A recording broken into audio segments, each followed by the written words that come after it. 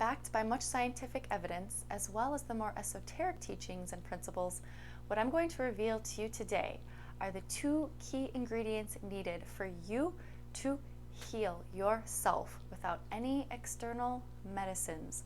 I'll touch on the science of it and practical applications for how you can start using this today to influence a new clean bill of health. It is simple, not necessarily easy, but humans have been doing not easy things for a long, long time now. Hundreds of thousands, if not more, people have done this. So you can do it. Let this be your sign. By the way, hi.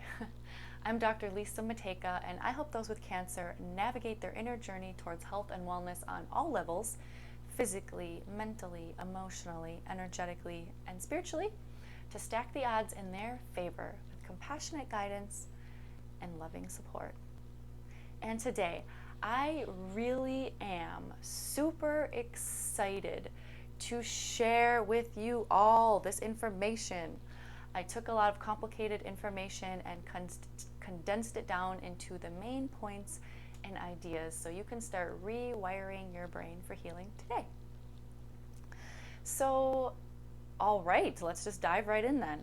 What do you think number one is? What do you think the first thing is? It is intention. So before you yawn or start having doubts about whether intention can work for your circumstances, do recall the placebo effect. The very, very real placebo effect, so real in fact that it's a mandatory part of every drug trial, and many drugs that make it on the shelves barely outperform the placebo.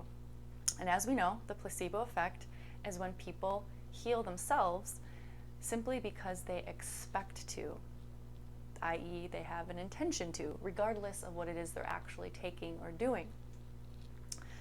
So, of course, this begs the question, well, how do we get there? So first we need to define what an intention is and what it entails. So there does have to be a level of suggestibility with intention. And technically, psychologically speaking, suggestibility contains three components. Therefore, an intention contains three components. And the first is surrender. Surrendering to your new future of health.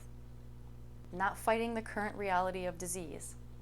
Surrendering to a new future of health. There is a difference there.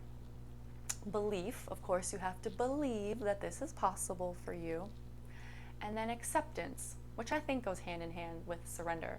But you're accepting what is, but you're also accepting the good that will be. So still this begs the question, well, how do we get there? I'll tell you how we don't get there, and that is with the analytical mind. So we want to always be very cognizant of the analytical mind and to not, let it take us off on some wild tangents and journeys and get lost in processing these analytical thoughts. So think about it. When we're feeling good, whatever it may be, bliss, ecstasy, or even just happiness and contentment, are we analyzing? We're not analyzing, we're soaking it in, because the analytical mind is kicked in times of stress, in times where the survival mode is kicked in, and we have to analyze, for self-protection. But the problem is we can only think in terms of the negative emotion being experienced, and therefore have a very limited view of thinking in the box, and we can't really fathom and embody these new potential scenarios, new potentials, new opportunities, that sort of thing, because it's a time for self-protection and contraction. It's not a time for expansion and trust. So the analytical mind will be the killer here. So just don't analyze. Kidding, I know how hard it is. So it is something to just be aware of. It's an evolutionary part of our brain, so it naturally just kicks in to try to keep us safe. So recognize that and just say, like, thank you for trying to keep me safe, but I'm not going to go there, because we don't have to go there. We don't have to identify with those over analytical survival mode thoughts. We can just not identify with them, not get directed by them, not get pulled, cajoled. I think you see what it is I'm trying to say. And of course, a good thing to combat the analytical mind is meditation and mindfulness. And there's any number of meditation, mindfulness techniques, including like movement-based things. It doesn't have to be still, that you can experiment with, or maybe you know something that works for you. So that is definitely something that's going to come in handy in general with intention and with quieting the analytical mind.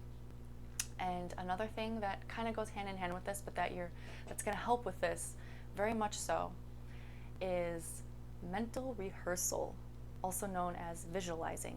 So mental rehearsal specifically has been shown to be really effective with exactly everything we're talking about here, formulating this strong intention that we actually believe. So visualize. If you were given a clean bill of health today, what would you be doing with yourself in your life? Visualize that now in your mind's eye. And take the time to do this regularly, in the morning when you wake up, at night when you go to bed, sometime in midday. Set alarms for yourself. You have to make this stuff a practice. But mental rehearsal is really, really effective, and I'll even explain part of the reasons why. So mental rehearsal, visualizing, you're activating the creative center of the brain, the frontal lobe, because it's imagination, right? It's a creative thing, you're imagining. So it kicks in this creative center, the frontal lobe, and naturally then the frontal lobe is going to dial down distractions from the outside world, and it's going to minimize data coming in from the five senses, so as to just sort of help you make your inner world more real than the outer world. And that's exactly what we need to do with this intention and with what we're doing here with healing ourselves. So do some visualizing. And guess what else is really helpful for this? Gratitude. It really is. Have a gratitude journal. I think journaling's great for so many reasons. Have a gratitude practice. I mean, we all have things we can be grateful for. And, here's how it actually works scientifically. Here's the cool thing. So, there's so many spiritual teachings and self-development teachings as well that say, practice gratitude. It's kind of the solution to fear, gratitude and love pull you out of fear, and all these things that science is now actually showing. How cool is that? Because when you practice gratitude and actually feel grateful, it releases oxytocin in the body, which is a love hormone, and it actually goes, specifically with gratitude, it actually goes and it shuts down receptors in the amygdala, which is like the reptilian part of our brain that is responsible for much of our fear and anxiety. So it will naturally quell that. We have seen that with science. So all these things, here's a really good one that is gonna, I think, fill you all with a lot of relief as far as how to make this intention more real and more believable for you. And it is the fact that your intention doesn't have to be that you will heal yourself without any external medicines. Your intention can be that you will heal yourself with the conventional treatment that you're doing, or with the natural treatment that you're doing. I said earlier, I'm sharing this with you today, how you can heal yourself without any external medicines, because this can do that. But your intention doesn't have to be that difficult. You can make it easy on yourself, something that you can more easily mentally buy into. So now there are some other studies that show it actually is really beneficial for cancer patient outcomes. Cancer patients have better outcomes when they choose a treatment they believe in, one that resonates with them, and that they feel intuitively guided to. So please take a moment and decide for yourself what that is. And, do your own research, get some professional outside help, whatever you got to do, but don't be manipulated by, family or doctors. Really choose the treatment that you believe will help you. So decide, and then stand strong, because this is going to really make your intention strong, and this is how you can be the placebo. So I think the last tip I want to mention is just practice, practice, practice. That kind of goes without saying, but the more you do these things, the more familiar they become, the easier they become. You're laying down all this neural circuitry, and that's what it takes, you know? Like, few people are just going to naturally have this in the bag right off the bat. It's going to take some time and some effort, some conscious time and effort, but it's totally worth it, obviously, if you can heal yourself, and you can, by the way, and you're totally worth it. So carve yourself out the time and the space to do this, you know, multiple times a day. And here's the other really cool thing. You don't have to be in this mindset of, you know, totally believing your intention 24/7, every minute of every day. You don't.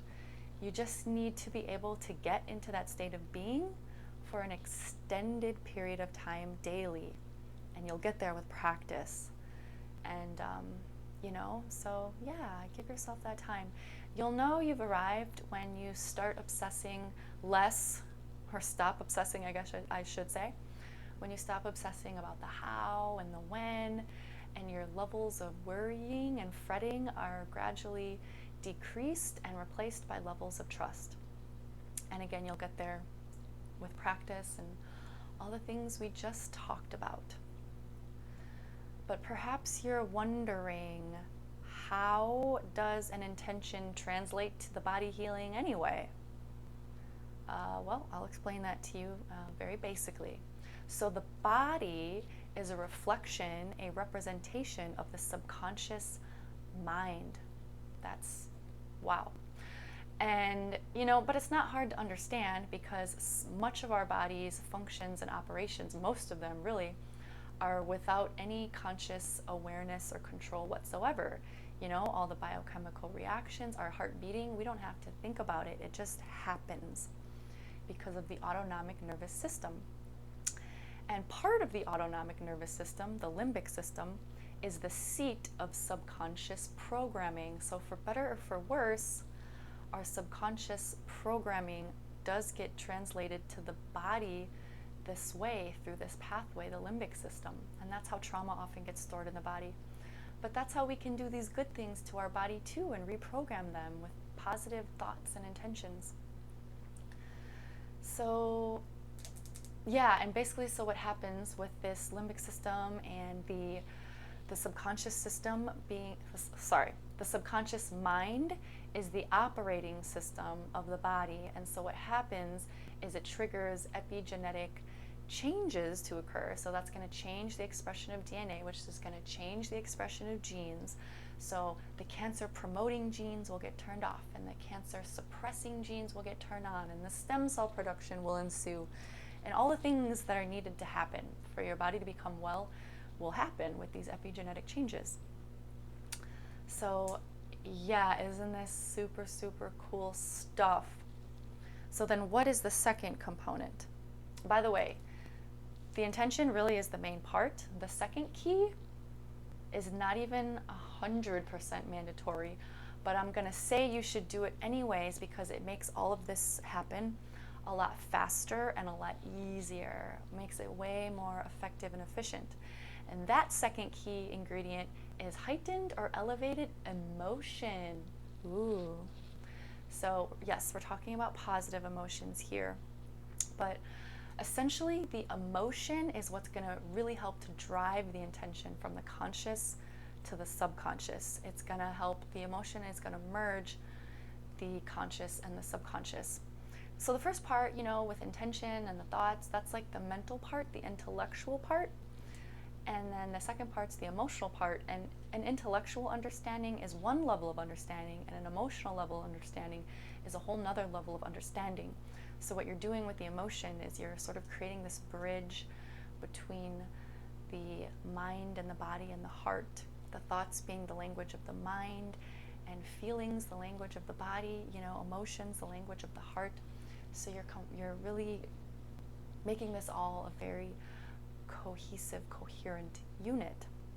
And the subconscious being the operating system of the body, yeah, the emotions really drive the intention to the subconscious, like I said, through the limbic system. And everything I said before, triggering the epigenetic changes to turn on the good genes, turn off the bad genes, that all happens a lot faster. Specifically, the epigenetic changes just happen a lot faster when you couple a positive emotion with it. So choose an emotion that you can more easily get to.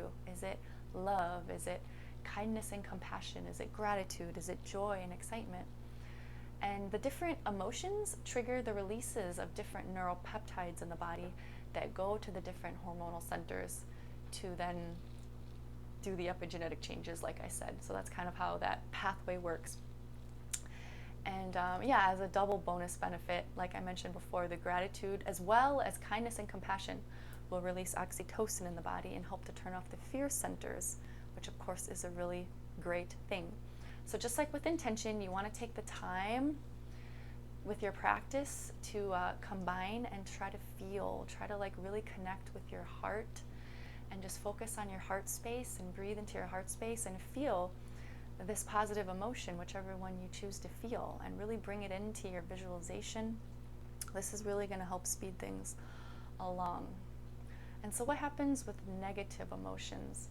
So basically, negative emotions are typically fear-based, stress-related. They activate the sympathetic nervous system, the fight or flight response, and they activate the stress hormones, and they use up so much of the body's vital energy that there's just simply not enough to turn on all the health-promoting genes that we need to completely heal ourselves of cancer. So that's why another reason why we want to practice like meditation, mindfulness, to try to not go down that route. And a similar situation with the energy of like resistance, like resisting your current circumstances, anger, denial, those sorts of things are also going to, activate these stress hormones and use up the vital energy we could use for healing. And that's why we want to surrender and have belief in a new, positive, healthy future with the help of the things that I mentioned, meditation, mindfulness, practice, gratitude, mental rehearsal, visualization. And making your intention easy for you, choosing a treatment you believe in, choosing the positive emotion that's easier for you to get to. But essentially what you're doing when you're marrying this strong intention that you believe in with the heightened emotion is you're bathing the body in the neurochemistry that it would have if it actually were healed or healing. So then it does start to do that. So you could say it's like tricking the body into being well. And those are just words that help people understand what's happening. I like to think of it less as tricking the body and more at just reprogramming the body, because that is what you're doing. You're reprogramming your subconscious mind with these intentions, these thoughts and emotions, and then that being the operating system of the body, it translates with these epigenetic changes. So again, the idea is to try to make your inner world reality more real than your outer world reality. And it just starts with having new thoughts. They're not going to feel natural at first, but you just try to have these new thoughts, and they're going to trigger you to more easily have these new feelings, and then that's going to reinforce the new thoughts and new feelings, and before you know it, you have a new state of being. And like I said, it takes some practice, but you absolutely can do it. Lots of people have. Why can't you? You can. So give yourself the time to practice, and these sorts of miracles happen all the time. So expect miracles. You are one, and it doesn't end there. If you want more information on all this, you can read Dr. Joe Dispenza's book, You Are the Placebo. Also, don't worry if you don't understand all the science behind this. You don't need to understand all the sciencey stuff in order to benefit from this and be able to do this. I just share it as sort of a bonus, especially for you recovering left brain analytical people like myself.